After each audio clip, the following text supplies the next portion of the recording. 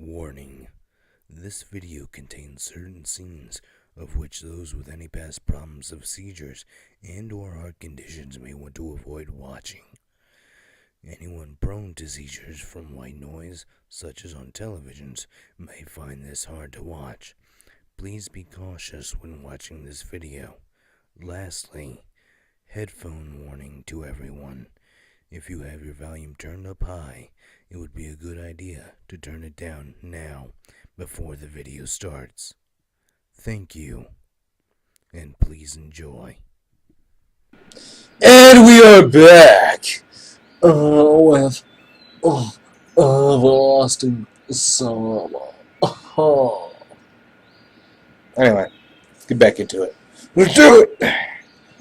It's a bad idea to stay in the woods at night. Better get back to camp. However, I had absolutely no clue which way to go. Oh, we gotta choose at random.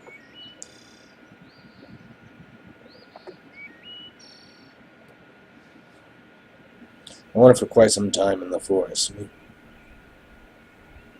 Oh, that was the game. I wandered for quite some time in the forest, and even thought of crying for help. But finally I saw the camp's fence beyond the trees. Everything fell back into place. The bus is going, I mumbled quietly. On the one hand, there was nothing strange about that. The bus just couldn't just stay there forever.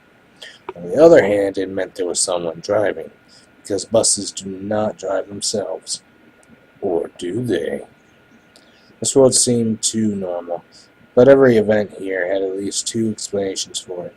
An ordinary, real, everyday explanation, and a surreal one. Certainly the driver could have just been off for a snack, and I left too soon, and that's why. In any case, this is not for the place for me. Whether the bus drives itself or not was probably an important question. But, excuse me, yawn. Num num.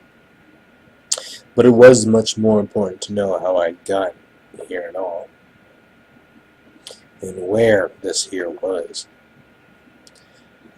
The fields and the woods stretching towards the horizon had no answers. There was nothing familiar about them, like the fact that there isn't more than one drawing in this entire scene. A strange, odd, and alien world. However, at the same time, it was absolutely not frightening. Either my self-preservation instinct decided to resign.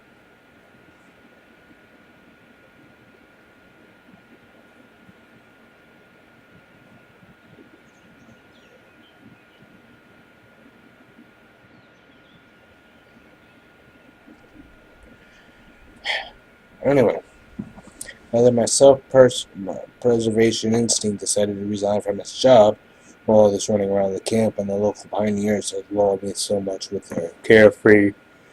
Why are you yawning so much? Jeez. No matter that I was simply forgetting what had happened to me just a couple of hours ago. Although I probably just had no strength left to worry. All I wanted was some peace, calmness. I wanted to just have a break from it all, and only after that would I continue looking for answers, ready and reloaded.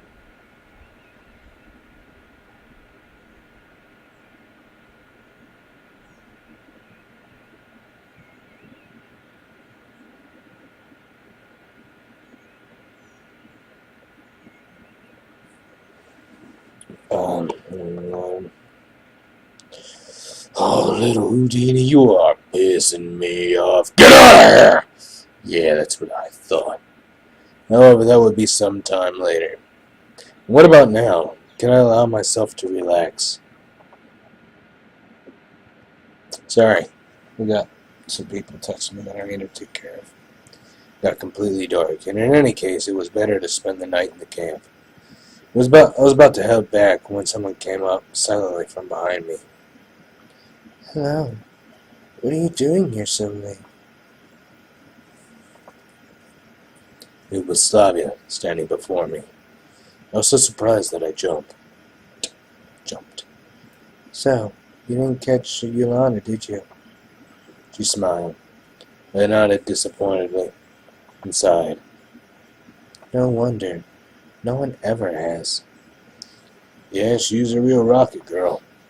She could have found a better use for her energy than looking for adventures. You must be hungry. You didn't manage to have dinner after all.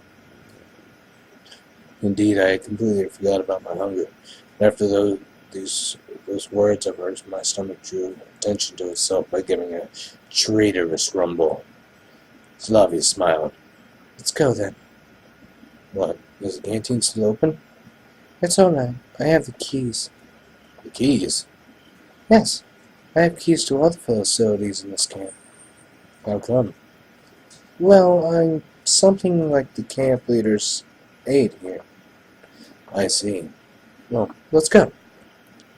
It was an offer you can't refuse. When we reached the square, Slavia stopped in her tracks. Excuse me, I should warn you, my roommate, that I'll be late. I should warn my roommate that I'll be late. She's so punctual herself that she'll be worried otherwise. You go on to the canteen and I'll come in a minute, alright? Slash your death! I swear to Christ, if you don't get out of here, I'm alright. Good. Good boy. Good. Don't let it happen again. Alright. I'll come in a minute, alright? Alright. I really didn't expect to find somebody aside from myself there at such a late hour. And somebody was apparently trying hopelessly to open the door. Without any secret thoughts, I walked up onto the porch. Oh, the lockpicker turned out to be Alyssa. I should have probably kept off and waited. She looked at me intently for a while and then said, Just stand there. Give me a hand or something. Meaning? Help me open the door. Why? Because I wasn't buns and kefir. Dinner wasn't big enough. Is that really a good idea? Aren't you hungry yourself? Oh, she's getting all flirty. Hold on. Aren't you getting hungry yourself? Yolanda didn't let you have a normal dinner, did she? She smiled sarcastically. That's true, she didn't. It's fine. Slavia will come now and... What? I can't tell if she's mad or happy. It's kind of creepy. She's like mad, happy, and concerned all at the same time. Guess I shouldn't have said that. I'm off then. And you'll pay for this. You owe me 2 already. Having said that, Alyssa disappeared into the night. What was the first one? Slavia didn't keep me waiting for too long. Is everything alright? Yeah, why are you asking? No reason, it's nothing. It'd be better if I didn't tell her about Alyssa. Everything's fine. I said that and immediately heard a note of dishonesty in my voice. Well, shall we go? As for Slavia, she seemed not to have noticed anything. Or at least she was pretending she hadn't. Oh my gosh, I got hiccups. Alright. We entered the canteen. Wait a bit, I'll go get something. I sat down on a chair and obediently waited for my savior. My dinner was simple, a few buns and a glass of kefir. No wonder, I bet hungry pioneers finished everything off. However, even that was far better than most of my usual diet. Slavia sat across the table and looked at me while I was eating. Why am I yawning? Is there something on my face? No, just... Her eyes got really big. She smiled. So, how'd you like your first day in the camp? Well, I don't really know. It's silly to ask someone who suddenly found himself in a different reality whether he liked the food in the canteen, the camp leader, or his assigned hut. It's alright. You'll soon get used to it. Slavia stared out the window dreamily. Frankly speaking, I have no desire to get used to such things. But as for her, she doesn't know. Or at least she wants me to think that she doesn't. Well, all in all, it's nice here. I had to somehow break the awkward silence. Do you think so? She asked without any interest. Yeah, this place is so, I want to say retro. I managed to hold that back. After all, it was retro for me. What about them? It might be the only kind of life they knew, if the term life was applicable here at all. So how? She watched me closely, as if something important depended on my answer. Well, I don't know. Lovely. Yeah, it's lovely here. I guess you're right. She smiled again. It's very good that you think so. Why? Well, not everybody likes it here. And what about you? Me? Yes. I love it here. It's great. You don't need to worry about what other people think. Well, I don't really worry. Slavia left. This conversation seemed to be leading me far astray from where I wanted to get to. And you're worried yourself. Really? Why do you say so? Well, when someone is showing so intensely... I'm sorry. It's okay. I couldn't bring myself to be more cautious around this girl. But why her in particular? Why not any other local inhabitant? Every one of them looked completely normal to me. Precisely normal. So normal it sends chills down my spine and into my marrow. Normal, not like a neighbor with a power drill in one hand and a subwoofer in the other. Not like a passenger you can often meet in a subway or on a public transport. Not like a co-worker at the next table at an open-plan cafe. And not even like a friendly friend who only differs from other humans in his constant insistence. All of them look normal, as I would expect them to be, with their own downsides but without any superpowers. And Slavia was also cute. I glanced at her stealthily, not knowing what to say. I'm sorry. I wanted to show you the camp, but it was ran off my feet. I didn't miss anything while on my own, I guess. Are you sure you haven't missed anything at all? She smiled so brightly that I had to drop my eyes in confusion. Well, how would I know? It's my first day here. Okay. And what have you seen so far? I've seen the square, this canteen, the football field. And what about the beach? Just from afar. You really should go there. Well, let's do it together. Yeah, okay. We will. Her naturalness started to scare me, but then I thought, what if everything that happens here is how it's supposed to be, and this world looks strange only to me, while for them it's normal? Maybe I was thrown into the past. Yes, that would explain a lot. Can I ask a stupid question? No. Slavia smiled and stood up from the table. It's late. Can you find the way to Olga by yourself? Of course I can. Why should I go there? Whoop. She'll settle you with someone. What for? Probably this question seemed stupid, because Slavia burst into good natural laughter. You need to sleep somewhere, right? That makes sense. Fine. I'll be off then. Good night. Night. It's strange that she left in such a hurry. A bundle of keys in the door lock caught my attention. I was going to catch up to Slavia, but where does she live?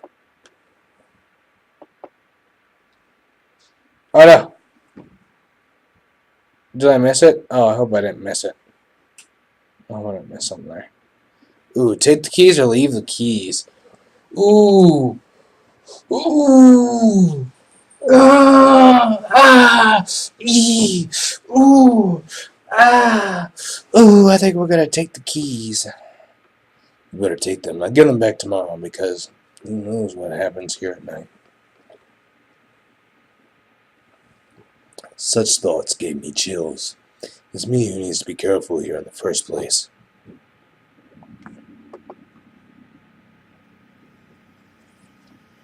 The The night, though dark, wasn't silent at all. One could hear chirping crickets, the songs of the night birds, and rustling trees from everywhere.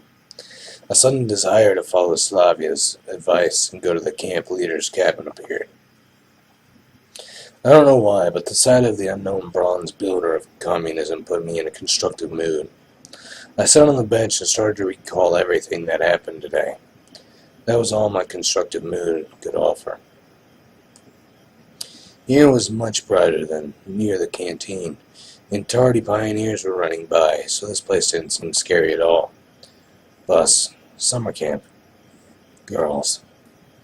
I was so tired from everything new and strange that I couldn't come up with a single explanation for what was going on. I heard a barely noticeable rustle nearby. I shivered and looked in that direction. A girl, reading a book. Lena! I want to get to know her better. I decided to move closer and talk. I don't know what it is about me. I like the shy ones. She was the only new person I had met here without exchanging even a few words. Hi, what are you reading? Lena was so surprised that she even jumped. Sorry, didn't mean to scare you. Never mind. She blushed and stared at the book again. So what are you reading? On the cover was written Gone with the Wind. Oh, I actually like that book. A good book. Thanks. Honestly speaking, I haven't read it, but I think that such literature suits her very well. Oh, I've read it. It's really good. I read it a long time ago, but back when I was a freshman in high school. But it was a good book nonetheless. Honestly speaking, I haven't read it, but I think that such literature suits her very well. Lena didn't seem to be interested in continuing the conversation. Well, if I'm bothering you. No. She answered while still looking at the book. Can I sit beside you for a while? Why? Really, why? Maybe just because I was very tired and having company was better than being alone. Maybe I wanted to try to find something out from her. Carefully examined Lena. But no, I doubt that. Well, I don't know. I'm not allowed to? Feel free. But if I'm bothering you... No, you're not. I can leave, just say. Everything's alright. Okay then. I sat on the end of the bench carefully. After such an intense talk, staying here... Yes! The most intense talk in the world! Hi, how are you? Gone with the Wind. That's a good book. Oh, thanks. Can I sit next to you? Sure, I mean... Okay. That's super intense talk. Staying here was the last thing I wanted. But it wouldn't be nice to just stand up and leave. That didn't really go well, huh? Lana hasn't answered anything. Seems I made a fool out of myself. I bet if Yolanda was here, she'd have a good laugh at me. Do you enjoy being here? I recalled the Slavia's question and thought it'd be a good start for a conversation. Yes. She smiled slightly. Oh, she's pretty when she smiles. I guess I like it too. Lena definitely isn't very sociable and probably can't carry on a meaningless conversation as easily as Slavia. But there was something about her that attracted attention. Oh, I know, she's so cute! Like a momentary glimpse of a reflection in the glass on a rainy autumn evening, which makes you turn around and stare into darkness, searching for something that you saw out of the corner of your eye. Of course, you weren't able to distinguish or understand what it was, but it still felt so tempting. Lena was still reading the book without paying any attention to my presence, and I had no intention of asking her anything about this camp or this world in general. Beautiful night. Yes. How in the world would you start a conversation with her? It's late.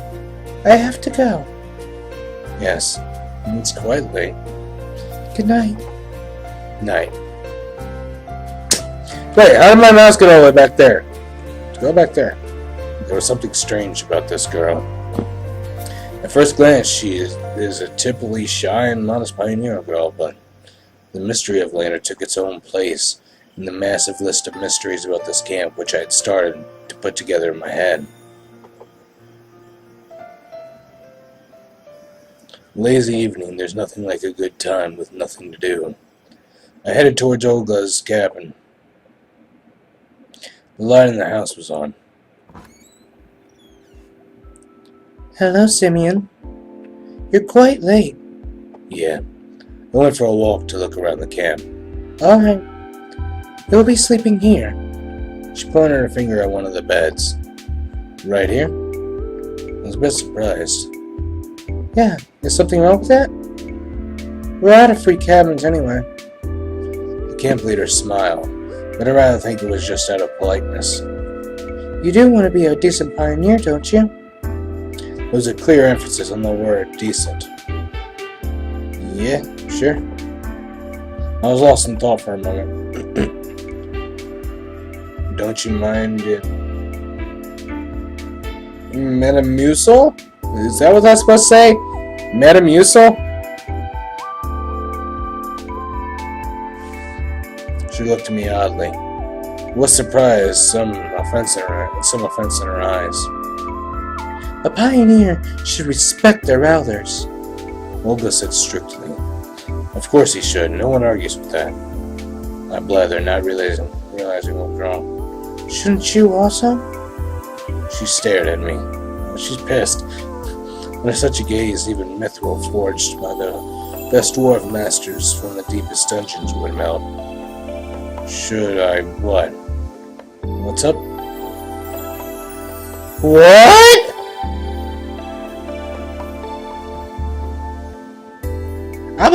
I feel like I'm a dick. Should I what? What's up, Toots? Annoyance and a lack of understanding made me raise my voice. You must address adults appropriately. Yes. Of course there are a lot of strange things here. This girl is just a couple of years older than me. Or maybe even younger. I decided not to argue. Well, just a few minutes ago I would never have called her an adult. I have to admit that she was also given a strong character. In any case, I wasn't in a position to argue. As you're saying, ma'am. Mumble. That's much better. That is how a decent pioneer should conduct himself. And now it's time to sleep. Honestly speaking, I was going to become neither a decent nor an indecent pioneer. Just yesterday, I wasn't going to become a pioneer at all. But do I have a choice now? If you don't want to, we'll have to make you. This is the motto Olga was probably going to use. I climbed onto the bed and closed my eyes, only to realize how tired I was after today. Something hammered in my head awfully, as if my brains started a night shift, and they seemed to be aimed more at rolling steel than working on something more sensitive. I'm not sure if I feel like I should put a seizure warning at this. Like, I haven't posted that first video yet on this when I'm recording this, but I feel like I should put a seizure warning at the beginning of that and then at this one, because I don't know, it might cause someone if they have problems like that. It might. I'm not sure though. I'll do it just to be safe. The bus flew through my mind. In the square with the monument. Oh Jesus, 23 minutes already. The canteen full of pioneers. In the malicious face of Ilana. I gotta find a good stopping point before I end it. Slavia. Lena. I like her. And even recalling Alyssa didn't give me too much of a negative feeling.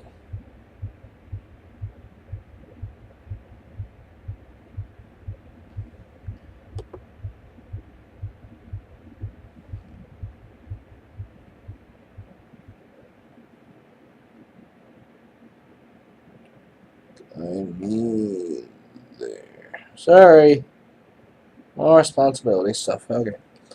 What if I'm here for good? That was a good one. Alright, we're gonna. Alright, cool. Sweet. Alright, so it's a week, right? So it's like 6 days. Alright, cool. So we're going to, I think we're gonna have it here. We're gonna end it here. I was having a dream. And we're gonna end it here. I hope you guys enjoyed this episode. It was a fun one for me. I enjoyed it. Right now, my favorite character is Lena. The purple-haired girl, Lena. She's my favorite right now. Just she's so mysterious. Anyway, hope you guys enjoy this one. I'll see you in the next one. Bye.